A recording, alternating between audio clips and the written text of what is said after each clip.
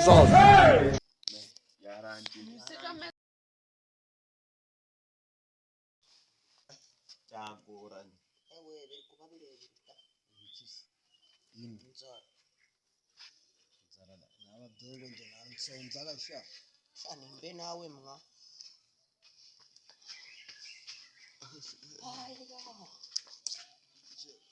ariko mwa nungutse agatekerezo naguruke mbabwire nubise mu nda sha ndareba urabizi byaratubabaje uzi igitekerezo nungutse ugiye kwipfisha uyu oya we noneho hano nihaca abana turahita tuvuga ati muje ku mpamvu turahita tuvuga ati ngo uyu muntu yagize ikibazo mudufashe kuko uri kubona ko inzara nyine igeze hafi pe igiye no kutwica iradusanza cyarico oya cyarico mamba ntago turaguhamba nyine urumva no guteka mutwe She's what? uteka mutwe Jesus. amafaranga munaranika oya naturakunika yarakwera ubute yarangiye Musika mezacu. byanze Funke!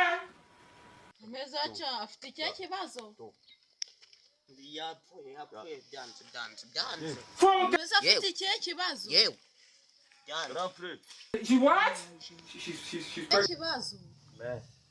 yarembye mu nda y'ikumuti byatanje kubona atari ajyana urushwiza urushwiza Nyine nge nk'ikintu nabafasha ubwo She's what? mwandikamo indwara rwa muzajya kumuvuza. akose mabuja nawe rero uri kutugora Nah. ngo umuntu warwaye Apostle, we have this. Nyine amafaranga tuzaje kumuvuza oya mwebwe muzabyandika nyine muzajya murambura gutya mwandike twandike indwara yawe muzajya This is when you kumuvuza want to use your life. I'm gonna do many dilogun. nawe nta kundi nyine Jesus! You know what I need to tell you? ewe uzi bibaye aduhaye do. ikayi ngo tuje turandikamo Uje indwara indera. warwaye Jesus is Lord. tuderuka kujya ngaho ibibazo kwe none se waje kunya utari chaguhamba